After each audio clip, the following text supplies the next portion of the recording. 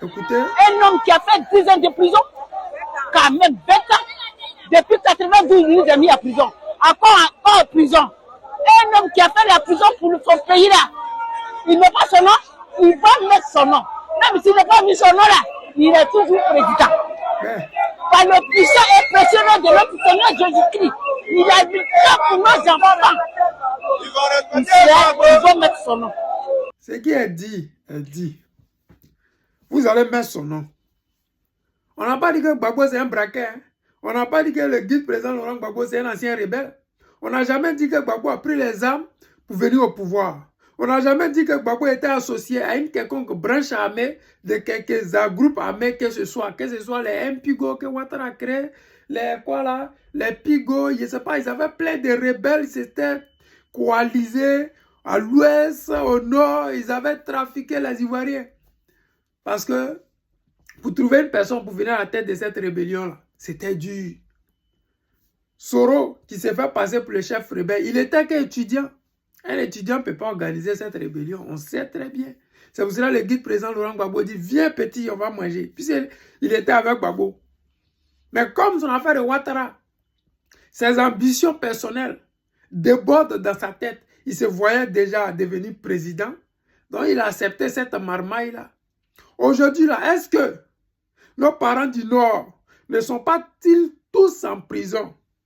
Est-ce que le Nord ressemble à Dubaï? Le Nord ressemble à Moscou?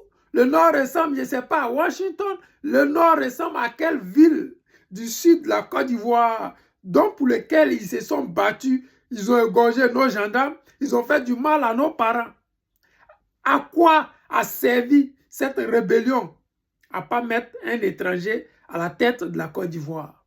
À ne pas vendre la Côte d'Ivoire aux étrangers. Au point qu'aujourd'hui, tous les héritiers qui avaient des terres, tous ces terres-là ont été arrachées par le gouvernement d'Alassane Draman Ouattara.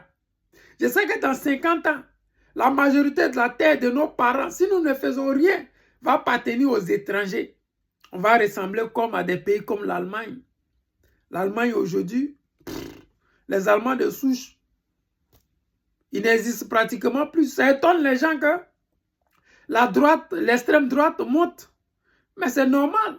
Nous menons ce même combat-là. Je suis dans leur pays et je me dis, mais ce qu'ils disent est vrai. Partout où tu vas, tu vois que des étrangers. Partout où tu vas, tu vois que les étrangers occupent tous les postes. Même il y a des Ivoiriens. Il y a une Ivoirienne qui est devenue députée.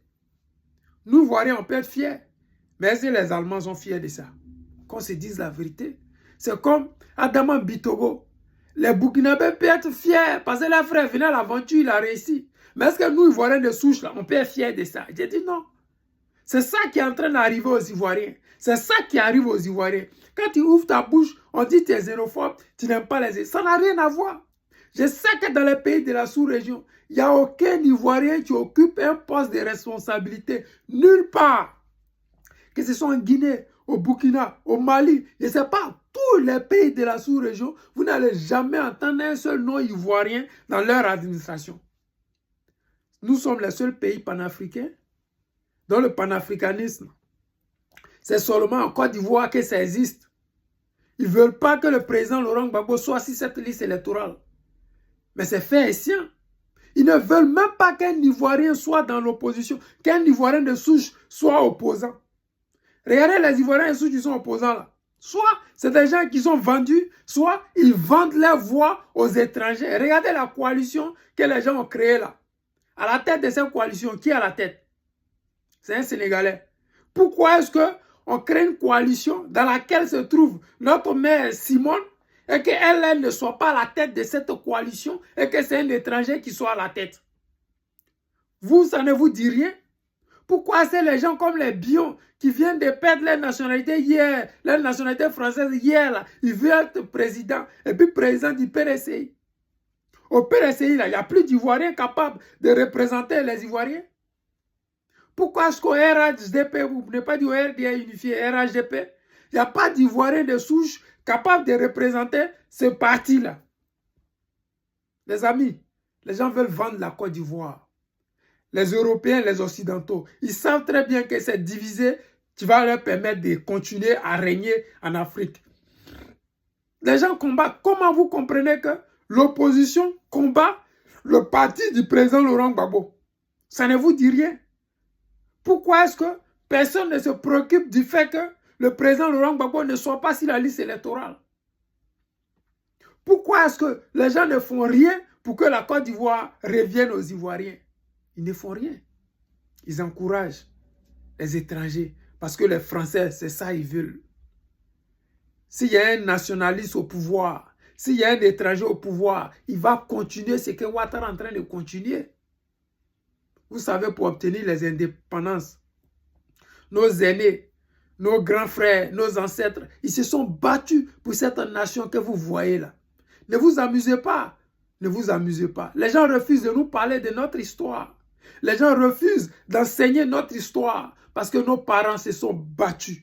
Nous allons nous battre pour qu'on inscrive le nom du président Gbagbo Laurent sur cette liste électorale. On va se battre. On va prendre les moyens de bord que nous avons. Nous avons saisi la justice. Nous allons prendre les réseaux sociaux. Oui, nous allons tout faire, tout ce qui est en notre pouvoir pour que les gens inscrivent le nom du président Laurent Gbagbo sur cette liste électorale. La Côte d'Ivoire va revenir aux étrangers si nous ne faisons rien. Actuellement, les Libanais pointent les nez. Ils sont en train de venir être députés, conseillers ministériels, sont en train d'être maires, conseillers de maires, sont en train d'être consuls. Ça vient peu à peu.